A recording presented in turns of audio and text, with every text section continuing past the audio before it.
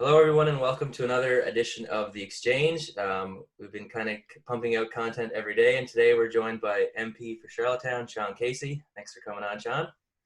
Thanks for having me on. We're glad to have you. So to start off, Sean, we probably want to, this is kind of unprecedented times with COVID-19. We want to kind of get a sense of the day in the life of an MP. So what do you go through during the day when there's constant calls with Ottawa? They just finished sitting, I guess, a couple hours ago.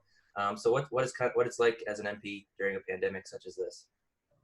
Well, probably the best way to answer that is to draw the contrast. So before COVID-19, before self-isolation, the day of an MP would be spent as a slave to your calendar and going where the people are. So there'd be any number of meetings, announcements, and gatherings where people are, where you would attend for the primary purpose of listening, so that you're able to take the concerns of your constituents back to Ottawa. So all that's changed. Now the day of this MP involves being on the phone or looking at a screen, because that's how we interact now. There's no shortage of briefings with the COVID committee. They happen every single day by conference call, and other than that, there's a steady stream of phone calls and emails of people wanting to know what the government is doing for them to help get them through this. So the level of anxiety is enhanced, and and of course, by necessity, the level of social contact. And for an MP, there's a ton of that is reduced. All of the contact is now electronically. Right. So, sorry, just a bit of a pause there. So is there certain aspects, I guess, that like in Ottawa this morning, they passed the legislation to kind of let the government govern. Was it just kind of MPs close to the central region, so closer to Ottawa, that kind of got the call, say you have to show up to vote for this? Yeah, so this is a good example of parties working together. So before there was a decision made to suspend Parliament and send everyone home, the parties came to an agreement that if it was necessary to recall Parliament, that we'd essentially have a pairing arrangement. So there was an agreement that there would be a limited number of MPs return. Everyone agreed only to send some, and they agreed on numbers which maintained the proportions of the sitting in the House. So the number they came up with was 30. I saw a report today that said it was 32, but it was around that. But the proportion of MPs would be about the same. So there'd be one or two less than 50% of Liberals, and then representation from each of the other parties. So basically, the people that were there on each side were there because they had a leadership role. There was a disproportionate number of cabinet ministers on the Liberal side, but the idea was, in terms of non-cabinet ministers, there were people that didn't have to get on a plane and that were in the area. So the goal was to respect the public health advice, maintain the proportional standings in the House, and abide by the agreement that had been reached among the House leaders. Right, and you guys announced. Well, I guess Trudeau. So go ahead, Blake.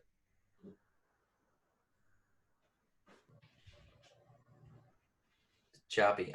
So you guys announced a pretty big stimulus package last week, or I guess Trudeau would have. Oh, Blake, sorry, you kind of cut it there for a second. Yeah, I'll get a different here maybe. So I guess we'll focus on the stimulus package. Can you kind of give us a rundown of what the stimulus package contains and how much is it?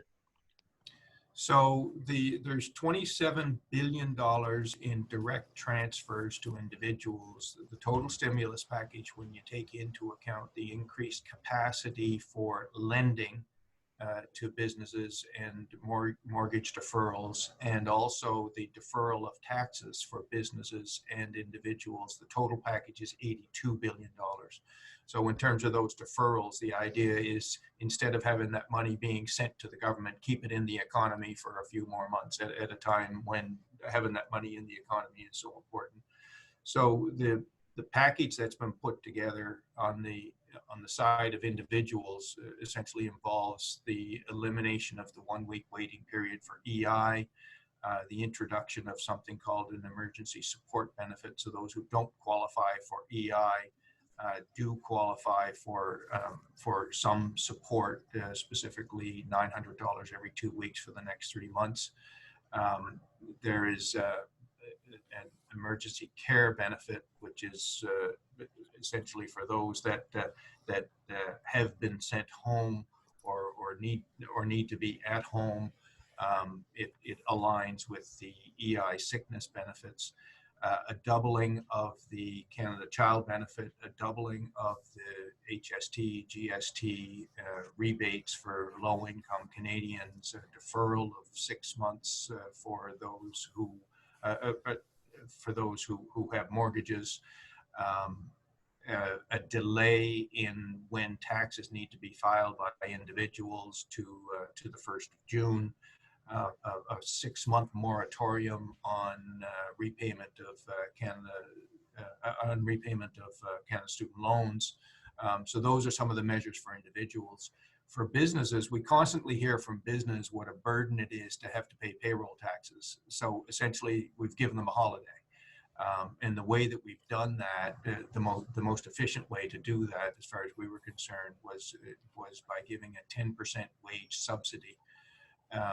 And the way the subsidy works is when you submit your payroll to the federal government, instead of submitting the full amount, you hold back for yourself, for your business, 10% up to $1,375 per employee. So there's a 10% wage subsidy.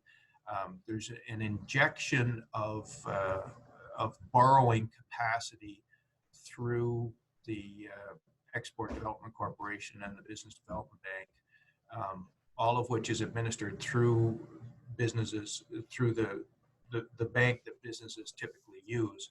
But this is essentially to help businesses through this rough period. So banks have more lending capacity thanks to an injection from the federal government. A delay on having to pay taxes, a delay on having to file taxes are the other big pieces. And the one other thing is the work sharing arrangements. So there is right now a work sharing program that has basically been doubled. So the duration of these programs used to be 38 or 39 weeks, and now they're 76 weeks. And the way that works is right now, for those businesses that still have some demand, the demand has been reduced. Instead of laying people off, if they can have people share jobs and have a contribution from EI, there is a program in place to do that has been bumped up. So that's kind of a snapshot of some of the things that were contained in the legislation that's now going through the House. Right. Did you want to jump in on anything on the stimulus, Blake? I know you've been itching for that. Can you hear me? I don't know. You're good now. I'm okay now. Sorry, some technical problems. I don't have any criticisms for sure. One question I did ask, I wasn't sure as far as how the members vote. Is it by proxy, or do you get to electronically voice your position on different bills, or is the power just given to those that you've assigned before Parliament dissolved? The only people that have a right to vote are those that are in Ottawa. So, okay. So they are voting, and no, it's and it raises a really interesting question, Blake, because part of the charm, I suppose, of Parliament is our continued observance of some of these archaic practices. They say you should never waste a good crisis. If one thing that comes out of this is that Parliament becomes modernized by the acceptance of technology and electronic voting and things like that, that would be a good thing. But we're not there, and we're not there for the process that's taking place right now. But having said that, the vote that took place a couple of hours ago was unanimous. Okay. Right. And it had to be unanimous to kind of get through, right? Right, that was part and parcel of the deal that was reached by the House leaders to go along with a small representation of people in Parliament. So if basically the agreement that was reached was, okay, if we're going to govern with, or if we're going to provide parliamentary oversight with 30 people instead of 338, then it'll have to be unanimous. If those 30 people can't come to unanimity, we're going to have to call all 338 back and see what happens. And of course, everyone wanted to avoid that. That would be pretty poor leadership, and ultimately an agreement was reached, and cooler heads prevailed. So what, as far as the bill that was introduced, I didn't check to see what was modified, but has the duration of the crisis been collapsed a little bit? Is that kind of some of the amendments that were made? So I didn't stay up all night and watch the debate, and I haven't received a full briefing, but what I can tell you from the news media that I've read this morning is that was exactly the nature of the compromise. The view of the opposition, and I think quite frankly it's well-founded, was that the government was overreaching. And a proposal was put forward by the Bloc Québécois to limit the duration of the extraordinary powers on spending and taxation level adjustments to this September, and that was part and parcel of the compromise that was reached in order to obtain unanimity. And the Liberals wanted to do a full year, did they not? They wanted to go until like this time next year. 21 months. I didn't. Almost 2. Okay. Months. So and the opposition did their job by saying you're overreaching here. Yes, we're in a national crisis, but Parliament has a role to play, and the legislation wasn't consistent with that, and eventually they came to agreement on it. We would have been in an election cycle by then, so I don't know if that it might not have looked best for optics if the government had passed that. Yeah, and that's part of the political game of chicken. You know, because if a deal wasn't reached and Parliament was recalled and there was a vote, it would be a confidence vote, which would force an election. So these would be the types of things that were said in that room, I would guess. Right, and like you said, never waste a good crisis, because typically, historically, anytime there is somewhat of a crisis, usually the governing party stands out as, let's say, not the hero, but it's hard to look bad when there's a crisis because you're implementing the stimulus, you're implementing things that are to help people. So I think that's kind of what government is realizing now, to say, okay, let's help as many people as we can, because down the road we will have an election and it might help us in that case. Well, it's an excellent point, and it's all of the attention throughout this has been focused on the government. The Prime Minister is doing daily briefings, as are cabinet ministers, and the opposition has a role to play to hold the government to account. But opposition is really, to date, has had a hard time reinforcing their relevance, because essentially everyone is on the same page and everyone recognizes that. So the recall of Parliament, that this was their moment to shine. This was their moment to assume some of the limelight. It appears that that they've done exactly that. The fact that they sat all night, as far as I'm concerned, means that they did their job. If the government overreached and the opposition brought them back, then that's the way it's supposed to work. Yeah, and I like it. It was a short one. Oh, go ahead. You're just breaking up a bit, Blake. Try again. Oh, I'm just going to say Sean is my MP, and I see Sean running all the time. In fact, if I had to outrun the virus with Sean, I know I wouldn't be able to keep up. But Sean, as far as fitness, and do you maintain your activity? Are you maintaining your fitness? Should people be maintaining their fitness in this environment? What's your thoughts on? I mean, you're a fairly active MP. You circle the neighborhood frequently. Well, thanks, Blake. Let me answer it two ways. First of all, in terms of my own regime, for me, I run as much for my mental health as my physical health. So I enjoy the solitude. That's my thinking time when you see me out there circling the neighborhood. And it's something that I've done for years, and it keeps me level and it keeps me sane. And look, right now, these are strange times. As humans, we thrive on interaction, and that has been severely limited.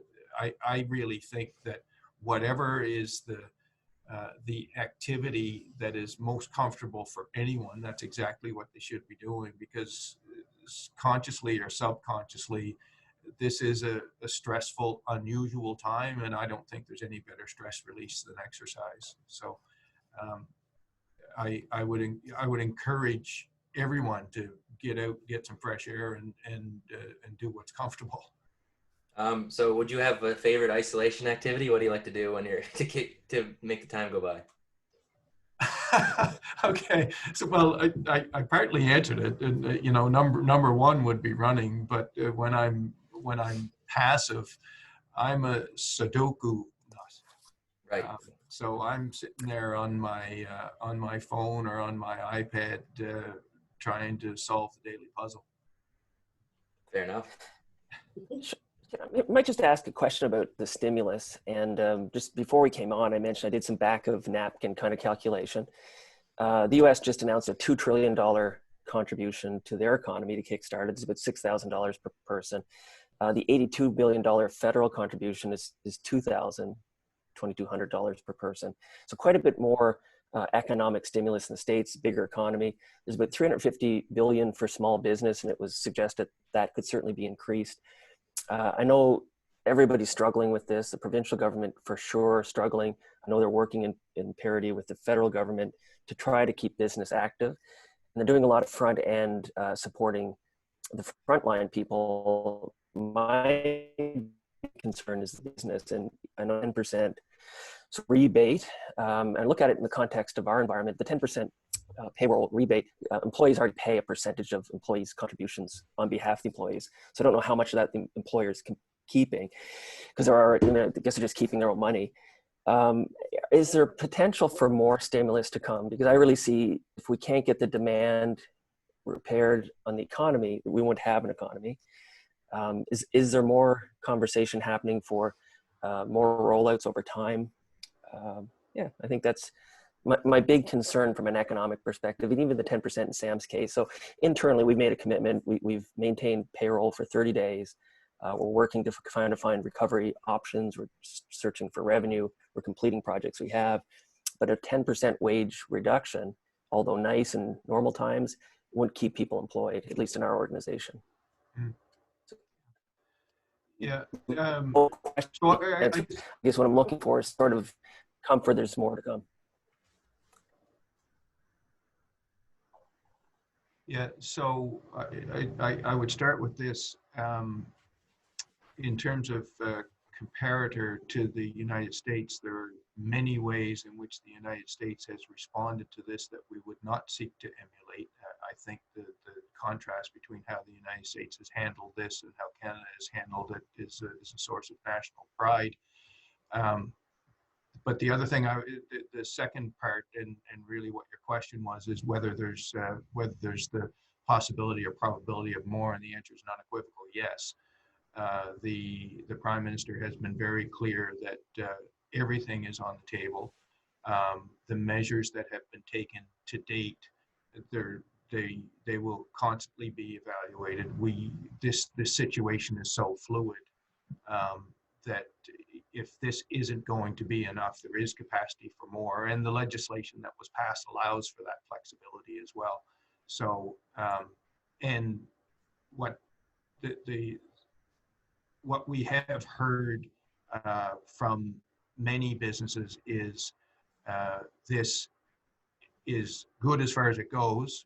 I'm not sure that it's going to save my business, and there are others that say, I'm in a special case, and you should look at it this way, and you should look at it that way. So, and every single one of these things is being fed back into the COVID committee for whatever phase 2 was going to look like.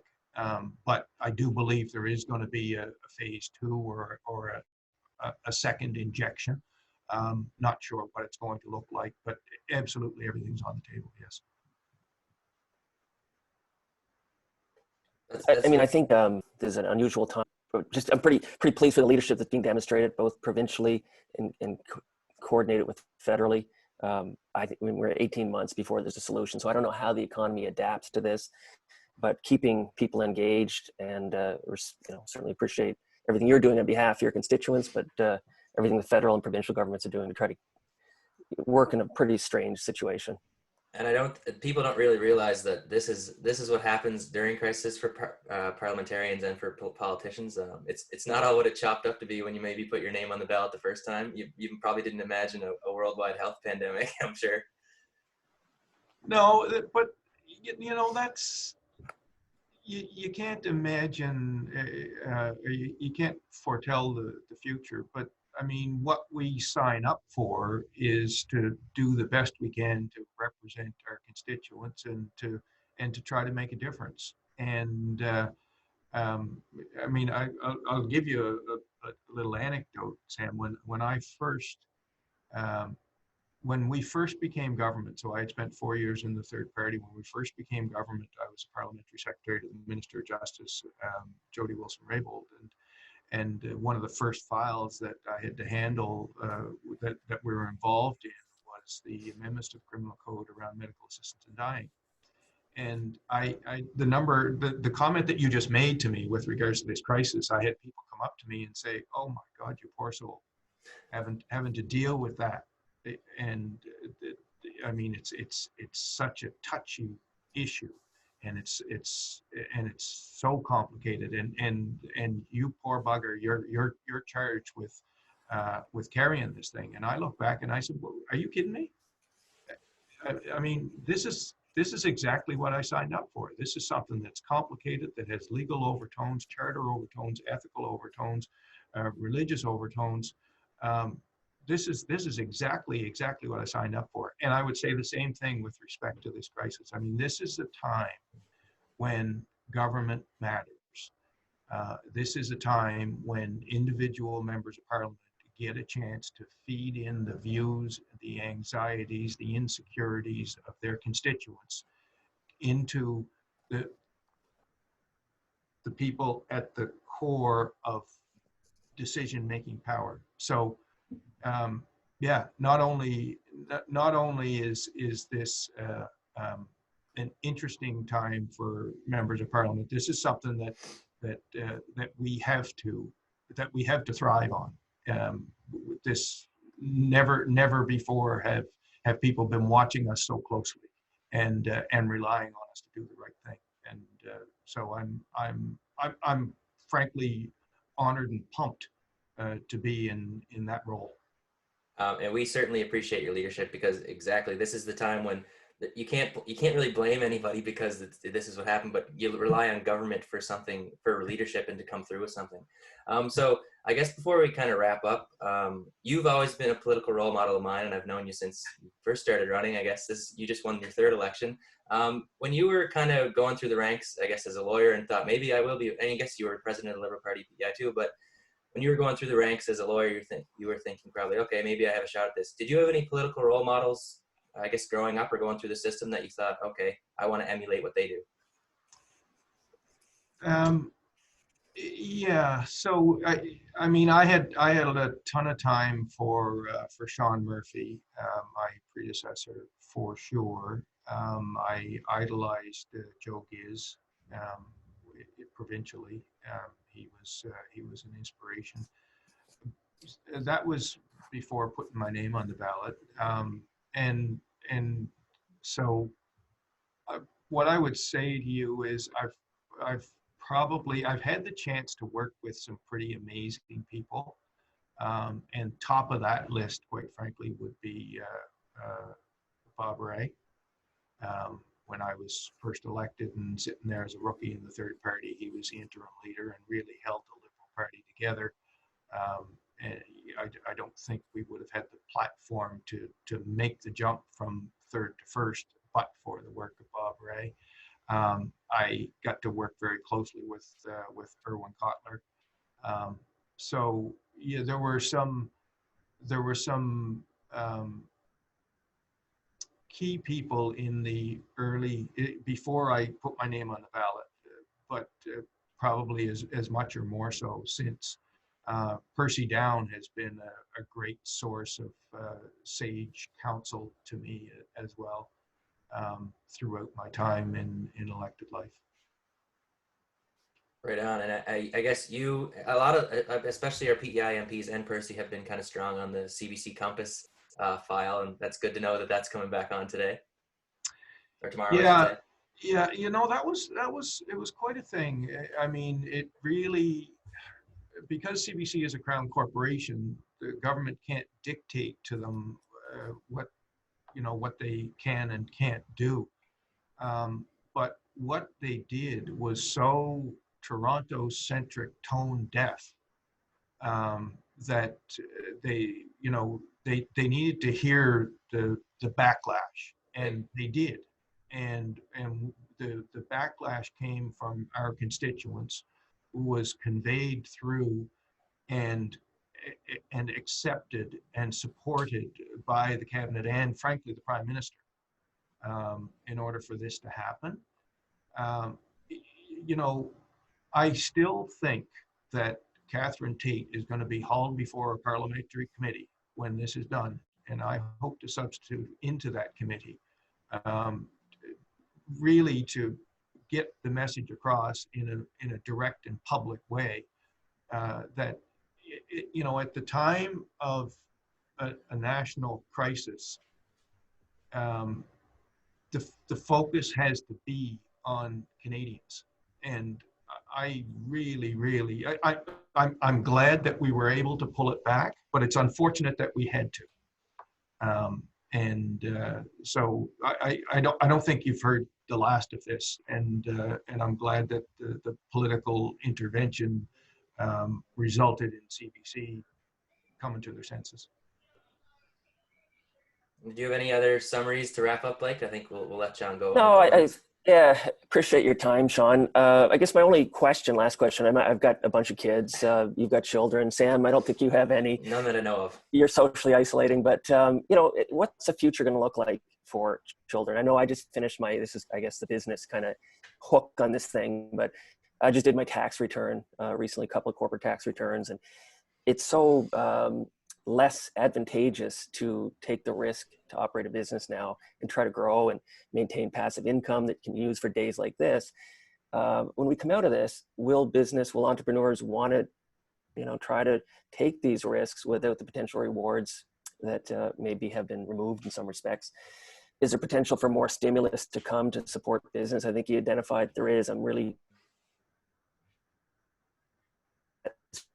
tax policies that have come in might be changed. I know that's outside of your scope, but these are the things that I'm looking at to ensure that, hopefully my children have an environment they can be successful and thrive and contribute in the future. So a lot of loaded stuff in there, Sean, but I don't know if you want to respond to anything.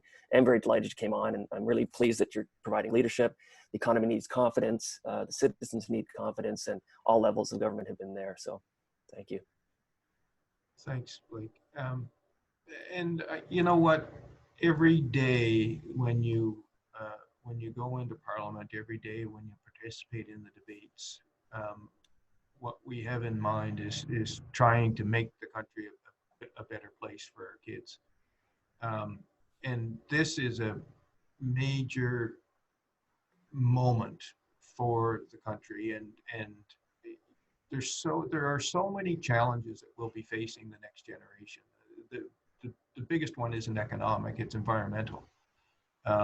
And we have a responsibility to our kids not to ruin the planet and set us on the right course. But by the same token, I mean, what we're doing now, by necessity, is we're plunging the Canadian economy and the world economy deep into debt. It's something that economists are unanimous that we have to do, but that money's going to have to be paid back, and that's going to be foisted upon our kids. So will the challenges of today result in the next generation being less willing to take risks? I'm not so sure. I'm not so sure. You know, the challenges are sizable, but will it kill the entrepreneurial spirit? I hope not, and I, I prefer to think that it won't. So yeah, we're doing the best we can to with the interests of our kids and grandkids at heart, and you know, history will judge us accordingly. That's likely a whole other discussion, and we can have you back on to talk more about the effects after COVID-19. Yeah, after it after it's settled down. Well, so we appreciate your time, Sean, and we'll let you be on your way. I'm sure you have 1,000 phone calls coming in later today from Ottawa, but we appreciate your time. Thanks a lot. Thank you, Sam. Thanks, Blake. Thank you, Sean. Did you guys, you didn't do a sort of technical espionage on my headset there earlier on? Anyway, thanks very much. Appreciate your time, Sean. You got lots to do, and very grateful you made time for us. Thanks, Sean. Okay. Thanks, guys.